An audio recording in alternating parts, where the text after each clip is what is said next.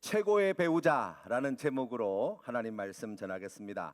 여러분, 우리가 오늘 이제 잠언의 마지막 장, 이제 31장에 왔습니다. 여러분, 이 잠언 31장의 내용을 보시면 그 1절부터 이렇게 나와 있어요. 르무엘 왕의 말씀한 바 곧 그의 어머니가 그를 훈계한 잠언이라고 이렇게 시작하고 있습니다. 이 31장의 내용을 여러분 잘 읽어보시면요. 예수를 믿는 남자 성도님들 뿐만 아니라 예수님을 믿지 않는 모든 남자들의 로망, 기대, 바램, 꿈, 환상이 다 들어있는 말씀이라고 이야기할 수 있어요. 여러분, 그 말씀의 내용을 가만히 살펴보시면 여기에 현숙한 여인, 이 현숙한 아내가 등장하는데 이 여인이 얼마나 기가 막힌 사람인지 몰라요. 여러분, 그 내용을 한번 읽어보시면 이 여인이 가지고 있는 능력이 얼마나 출중하고 이 여인이 얼마나 부지런하고 얼마나 성실한가를 우리가 읽을 수 있습니다. 우리가 이것을 갖다가 한마디로 이야기하면 이 현숙한 여인은 참으로 부지런하고 유능한 사람이다 라고 이렇게 정리할 수 있을 것 같아요. 실제로 이 현숙하다는 원어의 의미를 찾아보면 여러분, 이 현숙이라는 단어가 남자와 함께 결합이 되면 힘 있는, 권세 있는 그런 남자, 그런 용사를 갖다가 가르치는 용어로 사용되어지는데 여기 뒤에 여성이 오면 그 앞에 있는 이 현숙이라는 뜻이 훌륭한, 덕망 있는 여성, 이렇게 번역이 되어지는 단어거든요. 그러니까 이 현숙한 여인을 한마디로 이야기해서 유능하고 부지런하고 성실한 사람이라고 읽어도 그리 과한 내용이 아니라고 이야기할 수 있습니다. 얼마나 유능하고 성실하고 부지런한지 성경 말씀에 보니까 양털과 삼을 삼아 구하여 일하고 먼 데서 양식을 가져오고 새벽같이 일어나서 자기 집안 식구들에게 음식을 나눠주고 알아서 요종들에게 일을 척척 나눠 맡기고 밭을 살피고 부지런히 일해 번 돈으로 포도원을 일구고 힘도 세고 장사도 잘하고 밤늦게까지 일하고 가난한 자를 도울 줄도 알고 집안 사람들을 잘 먹이고 잘 입히고 남편이 밖에서 나가서 성문에 앉아서 장로들과 성읍의 대소사를 논할 때 뒤에서 이 아내 되는 사람이 잘 뒷바라지하고 남편과 아이들이 그런 아내에 대해서 감사하는 마음, 칭찬하는 마음이 그 마음에서 우러나서 그 입에서 정말 우리 아내가 최고라고 우리 엄마가 최고라고 하는 그와 같은 이야기들이 풍성한 그러한 가정을 우리가 이 말씀의 내용을 통해서 볼 수 있습니다. 이 말씀의 내용을 가만히 살펴보면 남자 성도님들 마음 가운데 그런 생각이 들지 않으세요? 봐라. 성경 말씀 딴 거 보지 말고 이런 말씀을 좀 보란 말이다. 아내가 이렇게 돼야 되지 않겠나, 아내가. 성경에 딱 나와 있네. 당신도 좀 이런 아내가 되려고 노력을 좀 해봐라. 나를 좀 이렇게 좀 잘 뒷바라지 해봐라. 이렇게 좀 부지런을 좀 떨어봐라. 이렇게 좀 능력 있는 사람이 돼봐라. 그렇죠? 말씀을 안 하시네요.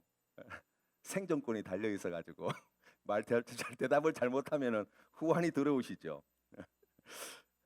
그래요. 이런 아내가 있으면 얼마나 좋을까. 그런 생각이 듭니다. 예.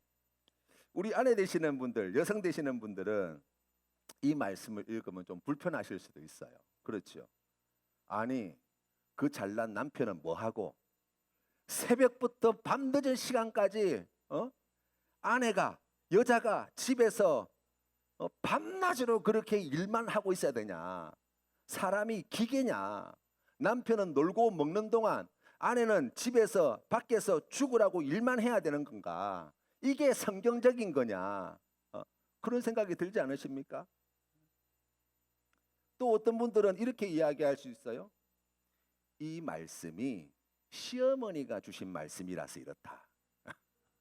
르무엘 왕의 어머니가 준 교훈이잖아요. 시어머니가 준 말씀이니까 지금 현숙한 여인을 이야기하면서 아침부터 새벽부터 시작해서 밤늦게까지 이 고생하라 그러지. 친정엄마가 말씀을 줬으면 이거와 정반대가 되지 않았겠냐. 그렇죠. 친정어머니 같으면 아마 현숙한 남편은 이렇게 이야기했을 것 같아요. 충분히 납득할 만한 그러한 내용입니다. 그런데 여러분, 우리가 잠언 31장에서 말하는 현숙한 여인을 어떤 사람인가 우리가 생각해 보면 매우 성실하고 유능하고 마치 슈퍼우먼과 같은 그러한 억척스럽기까지 한 그와 같은 여성의 모습을 생각할 수 있습니다. 아주 경영자적인 마인드도 가지고 있고, 그리고 또 가족들뿐만 아니라 많은 사람들에게 인정받고 그런 덕망이 있는 그런 훌륭한 여성, 능력도 출중할 뿐만 아니라 인간성도 좋고, 그리고 많은 것들을 만들어내고 그것으로 인해서 집안을 일으켜 세우고, 기업을 일구어내고, 막 이와 같은 모습들을 우리가 생각해 볼 수 있다는 거예요. 그러나 우리가 이 말씀을 받을 때 우리가 그렇게 남성, 여성의 입장에서 이 말씀을 보는 것은 말씀이 주는 진짜 의미를 잘 이해하지 못하는 거라고 이야기할 수 있어요. 예수님께서는 복음서의 말씀에서 여러 비유를 드실 때 천국의 비유 가운데 혼인잔치의 이야기를 많이 하십니다. 특별히 신랑에 대한 이야기를 많이 하고 계세요. 그래서 계시록 19장 말씀에 보시면 19장 7절 8절 말씀에 이런 말씀이 있습니다. 우리가 즐거워하고 크게 기뻐하며 그에게 영광을 돌리세 어린 양의 혼인기약이 이르렀고 그의 아내가 자신을 준비하였으므로 그에게 빛나고 깨끗한 세마포 옷을 입도록 허락하셨으니 이 세마포 옷은 성도들의 옳은 행실이로다 하더라. 아멘.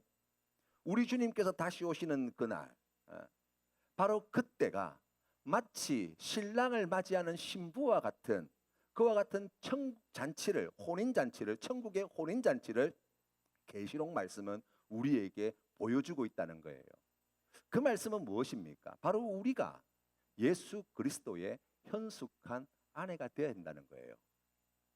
지금 말씀에 나와 있는 이와 같은 부지런하고 유능하고 정말 억척스럽기까지 한 이와 같은 현숙한 아내의 모습은 신랑이신 예수 그리스도의 신부된 우리가 그 신랑을 보필하며 섬기며 나아갈 때 바로 이와 같은 모습으로 주님과 함께 살아가는 성도가 되어야 할 것이다 라는 것을 우리가 먼저 읽을 수 있어요. 그리스도인이 된다는 것은 그래서 어떤 의미에서는 유능하고 성실한 사람이 된다는 뜻이기도 합니다. 왜 그렇습니까? 우리가 믿는 하나님이 능력이 많으시고 우리가 믿는 하나님이 부지런하신 분이시거든요. 그 하나님의 형상으로 지음받은 우리라고 한다면 하나님이 가지고 계신 그 유능함, 우리 하나님이 가지고 계신 그 성실함을 본받는 것, 그것은 어떤 의미에서 본다면 지극히 당연한 일이라고 이야기할 수 있습니다. 여러분 이렇게 이야기하면 여러분 마음 가운데 혹 그런 마음이 드실지 모르겠어요. 아니 어떻게 신앙을 능력으로 어떻게 부지런함과 성실함으로 그것을 바꿀 수 있다는 말입니까?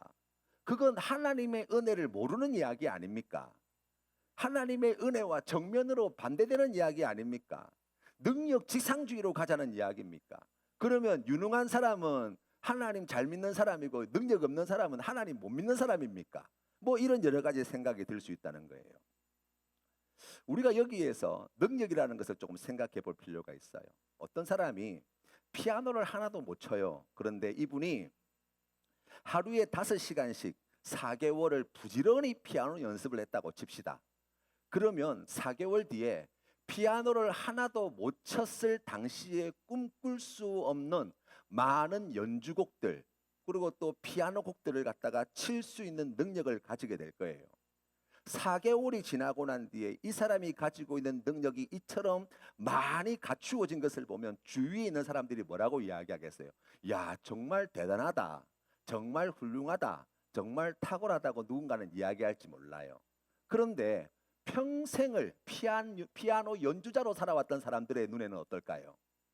10,000시간, 20,000시간 넘게 피아노를 줄기차게 연습해온 사람, 또 그와 같은 실력을 가지고 연주 활동을 해온 사람에게 이제 겨우 500시간 조금 넘은 시간 피아노 친 사람의 이 피아노 실력이 뭐 그리 대단하게 보이겠냐고요.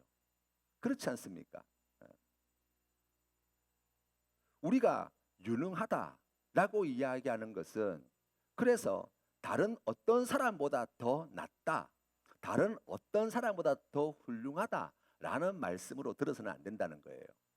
만약 그렇다면 전체 가운데 상위 몇 %까지가 유능하고 그 이하는 무능하다고 우리가 금을 그을 수 있겠냐고요. 오늘 성경 말씀에 나와 있는 이 현숙한 여인은 그러면 전체 여성들 가운데 상위 몇 %길래 하나님께 이처럼 현숙한 여인이라는 이름을 이름을 받게 될 수 있었을까? 우리가 생각해 볼 수 있다는 거예요. 여러분, 우리가 언제 유능한 사람이 되는가? 여러분 잘 생각해 보세요. 언제 우리가 우리가 가지고 있는 능력이 10분 발휘되어지는가? 여러분, 우리는 우리가 원하고 바라는 일을 하며 살고 싶어 합니다. 왜냐하면 그렇게 할 때 내가 기쁘게 일할 수 있고 즐겁게 일할 수 있고, 그리고 내가 원하고 바라는 일을 갖다가 즐겁고 기쁘게 할 때 우리 안에 가지고 있는 능력을 갖다가 10분 발휘할 수 있다라는 생각을 가져요. 그런데 여러분, 다른 각도로 생각해 보면 우리가 가지고 있는 그러한 생각들, 내가 지금 정말 하고 싶어하는 일, 그것이 가지고 있는 가치, 의미가 다른 것보다 더 많은 가치, 더 많은 의미를 가지고 있느냐라고 하면 꼭 그렇지는 않을 수 있다는 거예요. 예를 들면 어떤 사람이 나는 전문 의사가 되고 싶습니다. 심장을 잘 치료하는 전문 의사가 되고 싶습니다라는 마음의 소원이 있다고 치자고요. 그 의사가 되는 일이 참 귀하고 좋은 일인데, 그렇다고 해서 농사 짓는 일보다 더 의미 있냐, 더 가치 있냐라고 물어본다면 우리가 선뜻 그것을 판단할 수 없다고요. 그렇죠. 그러니까 어떤 식으로 생각해 보면 모든 일들은 나름의 의미와 가치들을 다 가지고 있고 그 우열을 비교하고 평가하는 것은 쉽지 않은 일인데, 단지 하나, 내가 그 일을 하고 싶다는 거예요. 내 마음이 그 일을 원한다는 거예요. 그렇게 될 때 우리 안에 가지고 있는 그와 같은 능력이 10분 발휘되어지고 그것을 우리가 더 잘 감당할 수 있고 그와 같은 것들을 우리가 이야기할 수 있다고 말할 수 있습니다. 그런데 여러분, 여기서 이 여인이 해온 일들을 여러분 잘 한번 살펴보십시오. 새벽부터 일어나야 합니다. 가족들의 밥을 챙기는 것부터 하루 일과가 시작됩니다. 밥 차리고 집에 있는 종들에게 일을 지시하고 밭에 나가서 밭일하고 포도원일하고 옷감을 만들고 또 그것을 내다 팔고 자기들 밥 먹는 거 챙기고 식구들 입는 거 챙기고 불쌍한 사람들을 돌보고 남편이 밖에서 열심히 일하도록 뒷바라지하고, 그리고 밤늦게까지 그 호롱불에 그 침침한 불 아래에서 여전히 해야 할 일들 바느질까지 다 꼼꼼하게 다 해내야 하는 이러한 삶을 살아가는 이 여인을 우리가 생각해 볼 때, 이 여인이 어린 시절 혹은 소녀 때 청소년기에 내가 나중에 그렇게 살아야 되겠다고 생각했을까요? 아마 내가 그렇게 고생할 거라고 생각하지 않고 살았을지도 몰라요. 이 여인은 어릴 때 멋진 발레리나가 되고 싶은 꿈을 가졌을지도 몰라요. 멋진 선생님이 되고 싶은 꿈을 가졌을지도 몰라요. 그리고 회사에 들어가서 열심히 자기 캐리어를 쌓으면서 지금 이 분야에서 나름의 입지를 다지고 그리고 자기 개인의 사업과 기업을 만들 그런 꿈을 가지고 살았을지도 몰라요. 그런데 자기가 원하는 일을 더 이상 계속하지 못하고 있던 직장을 그만두고 반쯤 부모님의 성화에 못 이겨서 시집을 간 사람일 수도 있어요. 거기에서 한 남자의 아내로 아이들의 엄마로 하루하루를 살게 되었을지도 모른다고요. 아침부터 밤늦은 시간까지 돌아서면 해야 할 일들이 집안에 쌓여 있는 것을 봅니다. 돌아서면 일이고 잠시도 손을 놓을 수 없습니다. 늘 피곤하면 무리 끌고 잠자리에 골아 떨어져서 또 새벽같이 눈 비비며 일어나야 했던 삶의 연속이었을지도 몰라요. 결혼하기 전 꿈꾸었던 삶이 아닐 수 있습니다. 어린 시절 자기가 그토록 되고 싶었던 자기의 미래와는 정반대의 삶을 살아갈 수도 있습니다. 그러나 우리가 오늘 말씀에서 만나는 이 여인은 지금 주어진 자리, 주어진 일을 내가 해야 할 일로 받아들이고 있다는 거예요.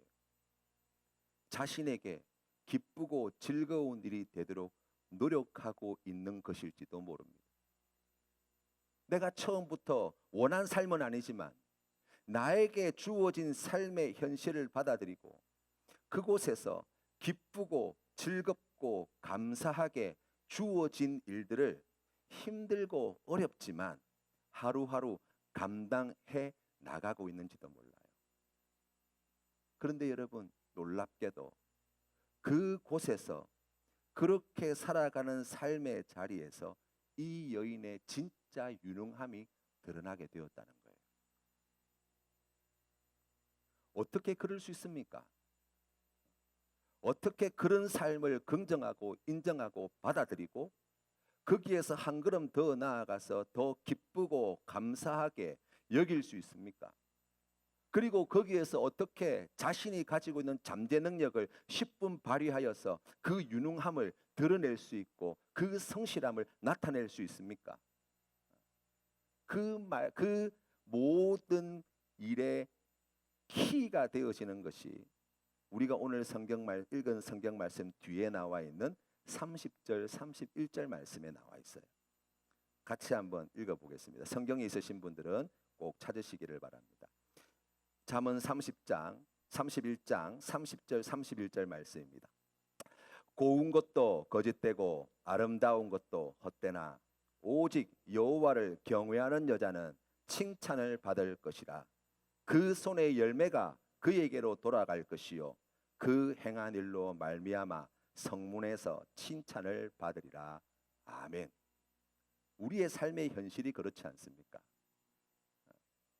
지금 내가 살고 있는 이 삶, 지금 내가 이루고 있는 이 가정, 지금 나와 한 이불을 덮고 있는 나의 배우자를 생각할 때 어떤 의미에서 본다면 우리의 성에 차지 않는 삶의 현실일 수 있습니다.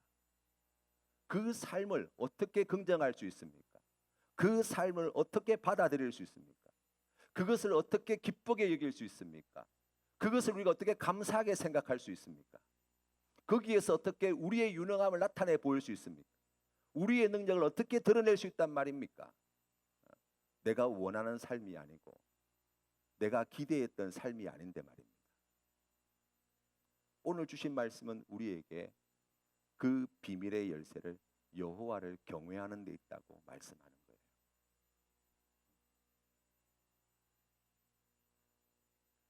여호와 하나님을 경외하게 될 때 우리가 하나님의 그 사랑과 그 은혜와 그 능력을 의지하며 살게 되어질 때 하나님께서 우리에게 약속하신 풍성하고 귀하고 아름다운 것들을 우리가 다시 우리의 마음에 받아들이고 그것을 소망하며 살게 되어질 때 지금 내가 서 있는 이 자리, 비록 내가 원한 삶의 모습은 아닐지 모르지만 지금 나와 함께하는 이 사람, 내가 기대했던 사람의 모습은 아닐지 모르지만 그럼에도 불구하고 그에게 현숙한 배우자로 하나님께서 기뻐하시는 이와 같은 유능함을 드러내는 그리하여 풍성한 결실을 거두는 복된 인생으로 나아가는 은혜를 주시는 거예요. 17년 전 어느 젊은 연인이 있었습니다. 어느 날 남자친구가 자신의 친형이 간경화 말기로 사경을 헤맨다는 이야기를 듣고 자신의 간 일부를 내어주기로 결단하였습니다. 이분의 여자친구분이 이 이야기를 처음 듣고 난 뒤에 굉장히 서운해했습니다. 왜냐하면 당시만 하더라도 지금도 마찬가지입니다만 당시만 하더라도 간이식 수술이 힘든 수술이었거든요. 생명을 담보로 해야 하는 위험한 수술이고 그 후유증도 굉장히 컸습니다. 그래서 형님을 위해서 간이식을 해준다는 것에 대해서 마음으로 인정은 되지만 그러나 이 사람과 이 일 때문에 한평생을 같이 할 사람은 아니겠구나라는 부정적인 마음이 마음 가운데 가득해졌다는 거예요. 생각하면 앞으로 일어날 부정적인 일들만 자꾸 생각나는 거예요. 최악의 상황들만 자꾸 상상이 됩니다. 남자친구가 수술할 때까지 계속 우울한 시간을 보내었어요. 다행히 수술을 무사히 마쳤고 남자친구를 만나기 위해서 창원에서 고속버스를 타고 서울로 올라가게 되었습니다. 오르면서 버스 안에서 그런 마음의 결심을 했어요. 이 사람하고 결혼하면 안 되겠다. 못한다고 이야기해야 되겠다. 라고 결심을 했다는 거예요. 집안 형편이 좋지 못했습니다. 가세는 기울었고 직장도 변변치 않고 몸도 성치 않으니 결혼하지 않을 이유는 충분했다고 이야기할 수 있어요. 지금 병문안을 하는 것은 현재 그 사람의 여자친구로서의 의무를 다해야 되겠다는 마음 때문, 다른 의미는 없었어요. 병원에 도착해 보니까 이제 남자친구가 중환자실에서 이제 막 일반 병실로 옮겨진 상태였습니다. 남자친구의 곁에 나이 많으신 깡마른 외모를 가지고 있는 어머니가 또 침대 병원 침대에 누워서 온갖 의료 장비를 달고 얼굴이 하얗게 되어 있는 남자친구가 눈에 들어왔습니다. 자기와 예전에 데이트하던 건강한 남자는 온데간데 없고 병색이 짙은 그 환자처럼 보이는 남자친구만 보이는 거예요. 이때 이 남자친구가 들어오는 여자친구를 보면서 어머니에게 음료수 한 잔을 부탁했습니다. 몸이 그 지경인데도 여자친구를 챙겨주려는 마음이었겠지요. 그 병실에서 이틀을 머물면서 간호를 했어요. 다시 창원으로 내려가야 할 시간이 되었습니다. 제발 배웅 나오지 말라고 그냥 여기서 인사하자고 그렇게 극구 말려도 아픈 몸을 이끌고 1층까지 굳이 따라오더라는 거예요. 그리고 병원문을 나서려고 하는 자기에게 환자복 주머니에서 꼬깃꼬깃 점은 3만 원, 그 3만 원을 손에 쥐어주면서 내려가는 차비를 하라고 말하는 것이었습니다. 그 돈을 받아들고 이 자매가 이 남자친구에게 그렇게 물었어요. 이런 상황이 또 벌어지면 또 형님을 위해서 똑같은 결정을 할 거냐고. 이 남자친구가 고개를 끄덕이며 이렇게 대답하는 것이었습니다. 당연하지. 가족이잖아. 그런데 놀랍게도 그 순간 올라올 때 같았으면 지금 앞으로 결혼하고 가정을 꾸려야 되겠다는 생각을 해볼 때 그거야말로 너무나 무모한 생각이 아니냐라고 따져 묻고 싶었을 텐데 그 내려가는 자리에 남자친구의 그 이야기를 듣고 마음 가운데 어떤 마음이 들었냐면 이 남자가 자기 가족에 대한 책임감이 크구나. 책임감이 있는 사람이구나. 라는 이야기로 들리더라는 거예요. 마음에 씌워져 있던 색안경이 벗겨지고 나니까 남자 몸에 있는 그 수술 자국이 훈장처럼 보이기 시작하는 거예요. 내려오는 차 안에서 마음 가운데 그런 결심을 했대요. 만약 내가 결혼한다면 이 남자랑 해야 되겠다.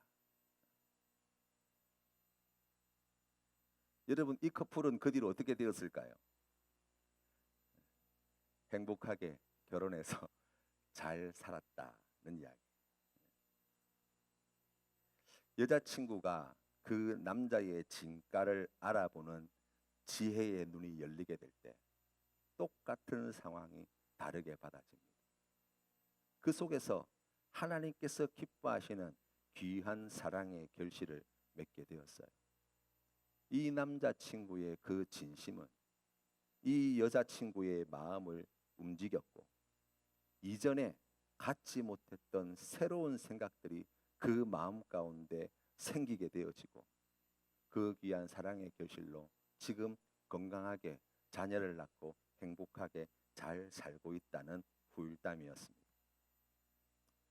현숙한 여인, 우리가 잠언의 말씀을 묵상하면서 우리가 계속해서 확인하게 되어지는 한 가지가 있는데, 그것은 무엇이냐면 지혜를 은유적으로 표현한 용어라는 것을 이해할 수 있어요. 왜냐하면 앞서에서도 지금 지혜에 대해서 이야기할 때 여성으로 자주 묘사하여 기록해 놓았거든요. 그러면 여러분, 우리가 이렇게 질문을 해봐야 돼요. 왜 하나님께서는 이 지혜를 여성으로 자꾸 우리에게 소개를 할까라는 거예요. 특히 오늘 말씀은 현숙한 여인, 현숙한 배우자로 우리에게 계속해서 말씀하고 있다는 거예요. 여러분, 이것을 알기 위해서는 창세기로 돌아가셔야 돼요. 왜냐하면 거기에 첫 번째 배우자 이야기가 나오거든요. 하나님께서 세상을 6일 동안 창조하실 때 마지막 6째 날 사람을 창조하셨습니다.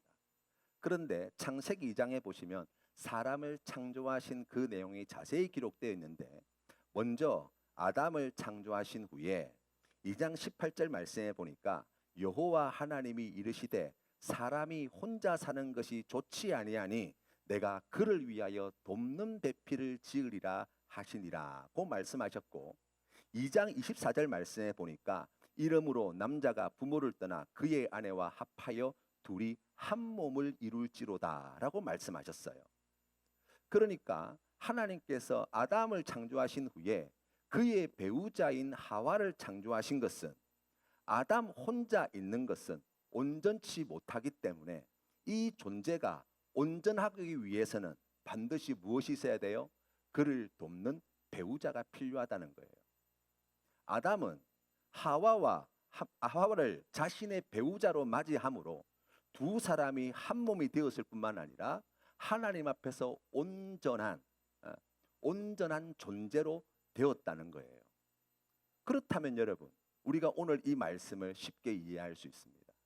왜 하나님께서 우리에게 이 지혜라는 것을 현숙한 여인으로 의인화시켜서 말씀하고 있는가? 우리는 홀로 있어서는 온전치 못한 존재이기 때문이에요. 우리가 언제 온전하여질 수 있습니까? 하나님의 지혜를 우리의 배우자 삼을 때, 우리의 배우자인 하나님의 지혜와 한 몸을 이룰 때, 그 하나님의 지혜와 평생을 함께 하게 되어질 때 그 삶이 온전해지는 거예요. 홀로 있는 것이 좋지 않아서 하나님께서는 우리에게 이 지혜를 보내십니다.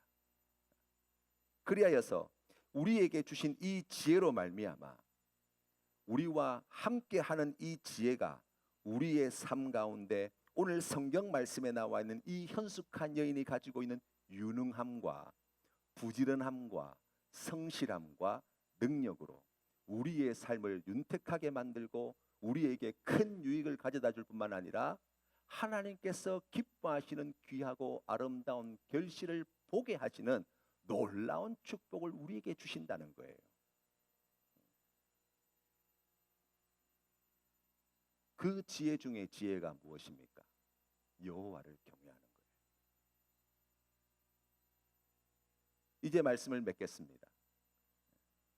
사랑하는 성도 여러분, 여러분 인생의 최고의 배우자는 하나님을 경외하는 지혜입니다.